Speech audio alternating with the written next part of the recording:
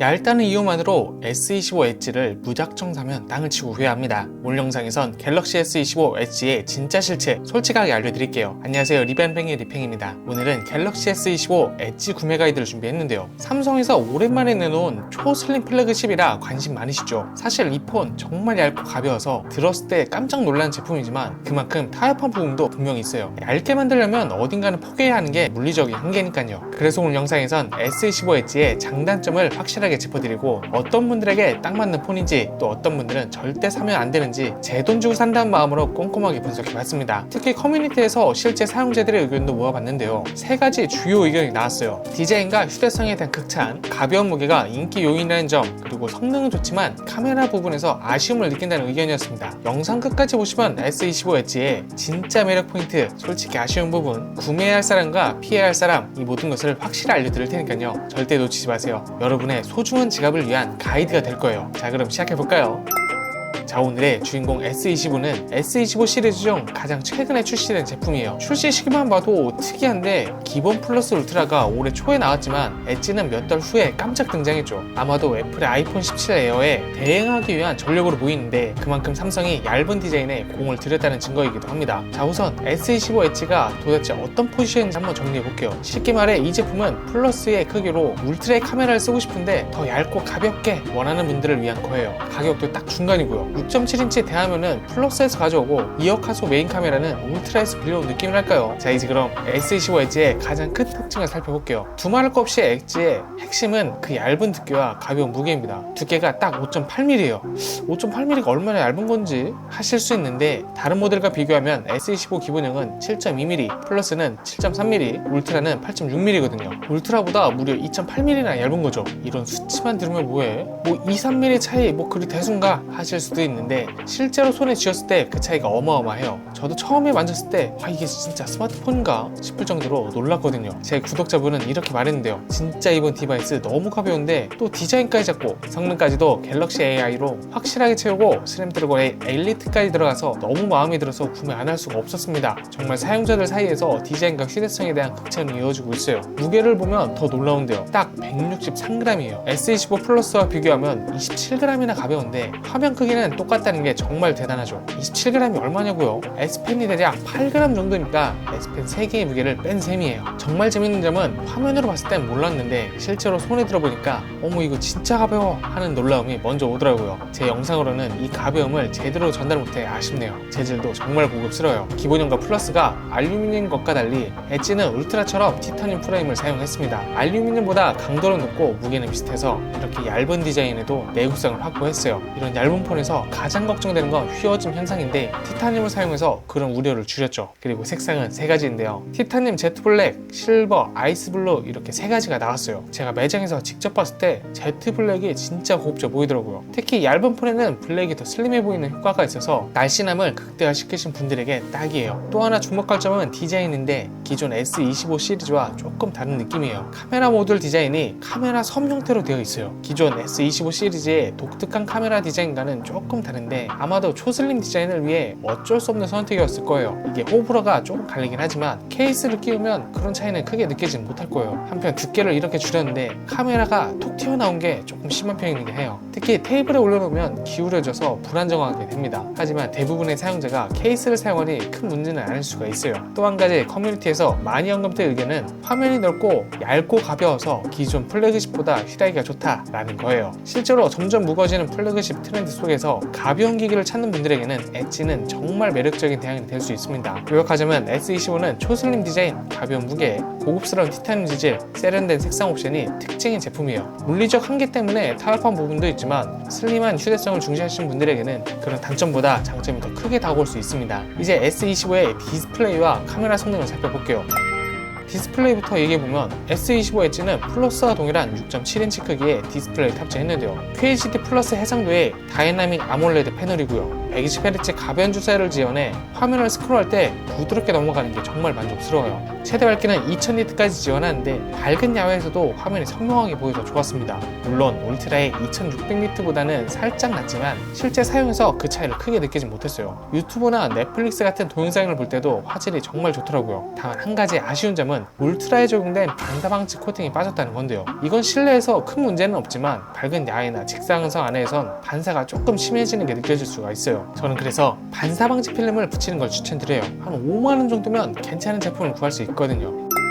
이제 많은 분들이 궁금해하는 카메라를 살펴볼게요. S25H의 카메라는 정말 양면성이 있어요. 일단 메인 카메라로 울트라와 동일한 2억 화소 센서를 탑재했다는 건 대단한 장점이에요. 기본형과 플러스가 5천만 화소인 것에 비하면 무려 4배나 많은 화소수죠. 덕분에 디테일이 정말 살아있는 사진을 찍을 수가 있어요. 초광각 카메라는 1200만 화소로 기본형과 비슷한 수준이고요. 화각은 120도로 넓은 풍경이나 단체 사진을 찍을 때 유용하게 사용할 수가 있습니다. 또 자동 추첨도 지원해서 집사 촬영도 가능해요. 보통 이 정도 가격대 폰에선 초광각에 자동 초점이 없는 경우가 많은데 이건 좋은 점이라 생각해요. 하지만 커뮤니티에서 많이 언급됐듯이 아쉬운 점은 망원 카메라가 없다는 거예요. 울트라는 3배, 5배 광학줌을 지원하는데 2개의 망원 렌즈가 있고 플러스도 3배 망원 렌즈가 있는데 엣지는 망원 렌즈가 완전히 생략됐어요. 물론 2억 화소 센서라는 디지털 줌의 품질이 나쁘지는 않아요. 2~3배 줌까지는 그럭저럭 쓸만한 화질이 나옵니다. 하지만 3배 이상으로 확대하면 광합줌보다는 확실히 품질이 떨어져요. 그래서 망원 촬영을 자주 하시는 분들은 이 부분이 많이 아쉬울 수가 있어요. 그리고 전면 카메라는 1200만 화소로 울트라 동일해요. 화질도 준수하고 일반 모드도 자연스럽게 잘 되더라고요. HDR 촬영도 지원해서 역광에서도 선명한 셀카를 찍을 수가 있습니다. 카메라 기능 면에서도 울트라와 거의 동일하게 다양한 모드를 지원해요. 프로 모드, 나이트 모드, 초해상도 사진, 싱글 테이크 거의 모든 기능이 들어있습니다. 특히 갤럭시 AI 기능도 동일하게 지원해서 AI 줌이나 사진 편집도 다 쓸 수가 있어요. 요약하자면 S25H는 디스플레이 품질이 훌륭하고 메인 카메라도 울트라급으로 뛰어나지만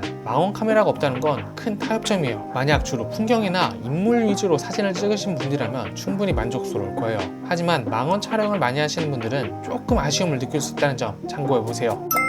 이제 S25의 성능과 배터리에 대해 살펴볼게요. 성능부터 말씀드리면 S25는 다른 S25 시리즈와 동일하게 스냅드래곤 8 LTE 칩셋을 탑재했어요. 램 12기가, 저장가 256기가 또는 512기가를 선택할 수가 있고요. 이 정도면 현존하는 모바일 프로세서 중 최상위 성능이라고 볼 수 있죠. 하지만 흥미로운 점은 S25H가 일본 S25보다 벤치마크 접수가 약간 높게 나왔다는 점이에요. 아마도 내부 설계가 조금 다르고 최적화가 잘 된 덕분일 거예요. 체감 성능도 정말 좋습니다. 무거운 게임도 최고 설정으로 부드럽게 돌아가고 여러 앱을 동시에 해도 버벅이 없이 매끄럽게 작동해요. 갤럭시 AI 기능도 모두 빠르게 실행됩니다. 카메라 앱에서 사진 편집할 때도 큰 파일 처리할 때도 대기 시간이 거의 없어요. 여기서 중요한 의문점이 생길 수가 있어요. 이렇게 얇은 폰에서 발열은 괜찮을까? 맞아요. 이건 정말 중요한 부분이죠. 놀랍게도 삼성이 이 부분을 꽤 신경 썼더라고요. 발열이 또 관건인데 이번 엣지엔 특별한 쿨링 시스템을 넣었다고 해요. 첫째로 베이퍼 챔버 크기를 플러스보다 10% 키웠고 둘째로 홀 구조라는 신기술을 도입했어요. 이게 뭐냐면 프로세서에서 발생한 열을 직통으로 베이퍼 챔버로 보내주는 구조라 열 방출이 더 효율적이라고 해요. 이제 가장 논란이 되는 배터리 얘기를 좀 해볼게요. S25 엣지는 3900mAh 배터리를 탑재했어요. 솔직히 이 용량은 2025년 플래그십 폰 기준으로는 많이 부족해요. 기본형 S25의 4000mAh보다도 살짝 작고 같은 화면 크기의 플러스 모델보다는 무려 1000mAh나 작은 용량이죠. 이렇게 배터리 용량이 작은 이유는 뭘까요? 물론 5.8mm라는 초슬림 디자인 때문이긴 한데요. 물리적으로 공간이 부족하니 배터리 크기를 줄일 수밖에 없었던 거죠. 삼성이 선택할 수 있는 옵션은 두 가지였을 거예요. 하나는 배터리 용량을 줄이는 것, 다른 하나는 실리콘, 카본 같은 고밀도 배터리 기술을 도입하는 거죠. 그래도 다행히 충전 속도는 25W로 30분 만에 60% 정도 충전이 가능해요. 무선 충전도 15% 정도를 지원하고요. 그런데 여기서도 약간의 아쉬움은 있습니다. S25 플러스가 40W 충전을 지원하는 데 비해 엣지는 20W에 머물렀거든요. 아마도 얇은 디자인 때문에 발열 문제를 고려한 것 같아요. 배터리 사용 시간을 조금 더 구체적으로 말씀드리면 디스플레이를 QHD 해상도 120Hz 주사를 설정했을 때 약 4시간에 5시간 정도 화면 사용 시간을 보여줬어요. 해상도를 FHD로 낮추고 주사율을 60Hz까지 설정하면 6시간에서 7시간까지 늘어나긴 하지만 그래도 다른 플래그십 폰에 비하면 확실히 짧은 편이에요. 흥미로운 점은 일부 커뮤니티 사용자들의 의견이에요. S25 플러스나 울트라를 쓰다가 엣지로 가면 배터리 갭이 크게 느껴질 텐데 플립이나 폴드를 쓰다 온 사람들에게는 비슷하게 느껴질 수 있다 라는 의견이었어요. 폴더블 폰들도 배터리가 그리 크지 않으니까요. 요약하자면 S25 엣지는 최상급 성능을 갖추고 발열 관리도 나쁘진 않지만 배터리 성능은 분명한 약점이에요. 얇고 가벼운 디자인을 위해 감수해야 하는 가장 큰 타협점이라고 볼 수 있죠. 집이나 회사에서 주로 사용하시고 충전기가 항상 가까이 있는 분들에게는 큰 문제가 아닐 수는 있지만 하루 종일 외부에서 폰을 많이 사용하시는 분들은 이 점을 꼭 고려해보세요.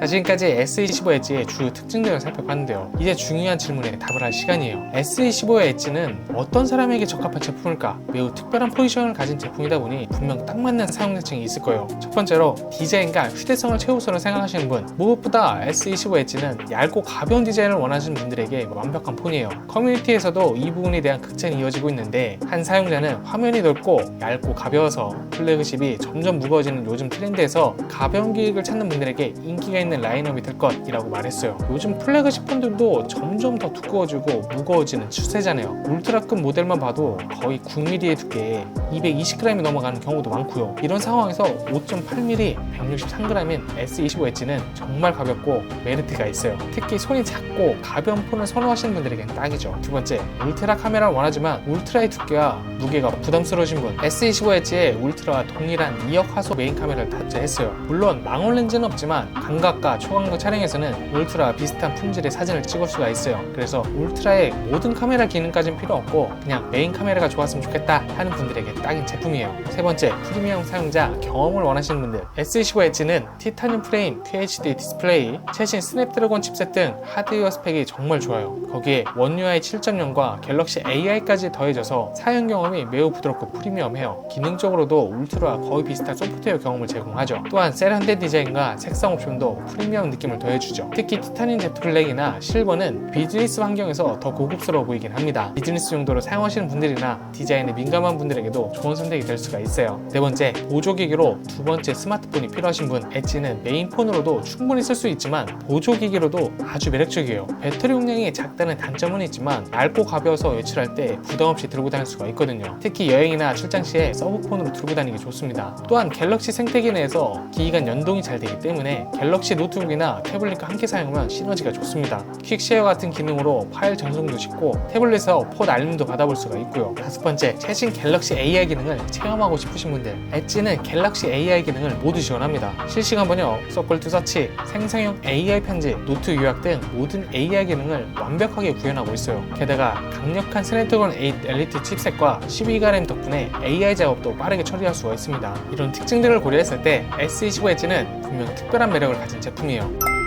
하지만 모든 제품이 그렇듯 엣지도 완벽하진 않습니다. 여러분의 소중한 지갑을 위해 솔직하게 말씀드리면 다음 같은 분들은 S25 엣지 대신 다른 제품을 선택하시는 걸 추천해드려요. 첫 번째, 배터리 중심 사용자. 가장 먼저 배터리 걱정 없이 하루 종일 쓰고 싶으신 분들에게는 엣지를 추천하기 어려워요. 3900mAh 배터리는 현대 플래그십 스마트폰 기준으로는 확실히 작은 편이에요. 게다가 대화면에 고해상도 디스플레이를 탑재하고 있어서 배터리 소모가 더 빠른 편이기도 해요. 특히 출장이 잦거나 하루 종일 외부에서 활동하신다면 S25 플러스나 울트라 같은 대용량 배터리 모델을 선택하시는 게 좋아요. 보조 배터리를 항상 들고 다니는 게 부담스럽다면 배터리 타입은 크게 느껴질 수가 있어요. 두 번째, 망원 사진 애호가. 망원 촬영을 자주 하시는 분들은 엣지의 실망감을 느낄 수가 있어요. 엣지는 울트라 동일한 2억 화소 메인 카메라를 탑재했지만 망원 렌즈가 아예 빠졌거든요. 물론 2억 화소의 크롭 줌으로 어느 정도 보완이 가능하지만 광합 줌의 화질을 기대하기는 조금 어렵습니다. 콘서트, 스포츠 경기, 동물원, 사파리 같은 곳에서 먼 거리의 피사체를 자주 촬영하시는 분들이라면 3배 망원이 있는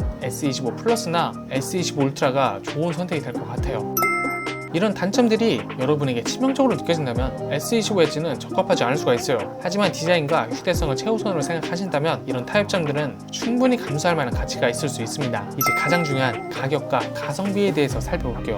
이 가격은 시리즈 내에서 어떤 위치를 차지하고 있을까요? S25 시리즈의 다른 모델과 비교해보면, 자, 보시다시피 엣지는 플러스와 울트라 사이에 포지셔닝이 되어 있어요. 플러스보다 약 14만원 더 비싸고 울트라보다는 약 20만원 정도 저렴한 가격이죠. 그런데 여기서 고려해야 할 중요한 사항이 있는데요. S25 플러스와 울트라는 이미 몇 개월 전에 출시되어 상당한 할인을 받고 있다는 거예요. 이 글을 작성하는 현 시점에서 실제 구매 가격을 비교해보면 지금 보시는 것처럼 할인을 고려하면 S25 엣지와 울트라의 가격 차이가 생각보다 크지 않을 수가 있어요. 특히 통신사 프로모션이나 중고 보상 프로그램을 활용하면 더욱 그렇죠. 이런 상황에서 엣지의 가성비는 어떻게 평가하고 있을까요? 순수 하드웨어 스펙만 보면 엣지는 플러스보다 비싼 가격을 정당하기 어려울 수가 있어요. 배터리는 플러스보다 1000 30mAh나 잡고 망원 카메라도 없거든요. 물론 메인 카메라가 2억 화소로 업그레이드되고 티타늄 프레임을 사용했지만 그것만으로는 14만원의 가격 차이를 설명하기는 어렵습니다. 그렇다면 울트라와 비교하면 어떨까요? 울트라는 더 큰 배터리, 2개의 망원 렌즈, 더 밝은 디스플레이, S페 지원 등 추가 기능이 많아요. 할인 받는 울트라가 엣지와 비슷한 가격이라면 기능 측면에선 울트라가 더 가성비가 좋게 느낄 수가 있어요. 하지만 엣지 25의 진정한 가치는 숫자로 표현하는 스펙이 아니라 얇고 가벼운 디자인에 있어요. 5.8mm 두께와 163g 무게는 다른 어떤 플래그십 폰과도 비교할 수 없는 S25 엣지만의 장점이죠. 이런 디자인적 가치를 어떻게 평가하느냐에 따라 가성비 판단이 달라질 수가 있습니다. 결국 엣지는 특별한 디자인에 휴대성에 얼마나 가치를 두느냐, 그거에 따라서 가성비가 결정되는 제품이에요. 가벼운 폰이 정말 중요하고 배터리나 카메라 망원 기능은 타협할 수 있다면 충분히 가치 있는 선택이 될 수 있고요. 자, 오늘은 갤럭시 S25 엣지의 모든 것을 함께 살펴봤는데요. 정말 특별한 제품이죠. 삼성이 오랜만에 선보인 초슬림 디자인의 플래그십이라 저도 굉장히 관심있게 지켜봤던 제품이에요. 5.8mm 두께와 163g의 무게는 분명히 장점이 있는 제품이에요. 그 외에도 울트라급 2억 화소 카메라, 강력한 스냅드래곤 8 LTE 칩셋, 선명한 QHD 디스플레이까지 갖춘 매력적인 제품이죠. 하지만 모든 제품이 그렇듯 장단점이 있죠. 작은 배터리 용량과 망원 카메라의 부재는 분명히 아쉬운 점입니다. 여러분의 소중한 지갑을 위한 마지막 조언을 드리자면 꼭 매장에 방문해서 직접 손에 쥐어보세요. 영상으로는 전달이 안 되는 그 얇고 가벼운 감각을 직접 경험해보는 게 가장 중요해요. 그리고 배터리 사용 시간과 카메라 성능이 여러분의 라이프 스타일에 맞는지 꼼꼼히 따져보시길 바랍니다. 참고로 오늘 소개해드린 갤럭시 S5 엣지는 제가 유튜브 쇼핑 탭에 최저가 링크를 걸어놨어요. 구매를 고려하고 계신 분들은 꼭 확인해보세요. 혹시 이 영상을 보고도 궁금한 점이 있다면 언제든 댓글로 남겨주세요. 제가 확인하고 빠르게 답변 드리도록 하겠습니다. 특히 이런 상황에서 엣지가 괜찮을까? 라는 질문이 있다면 정말 환영해요. 여러분의 실제 사용 패턴에 맞는 조언을 해드리고 싶습니다. 자, 지금까지 리뷰한팽의 리팽이었습니다. 구독, 좋아요 부탁드리고요. 알림 설정 켜두시면 제 새 영상이 올라올 때마다 바로 확인할 수가 있어요. 모두 행복한 하루 보내세요. 안녕.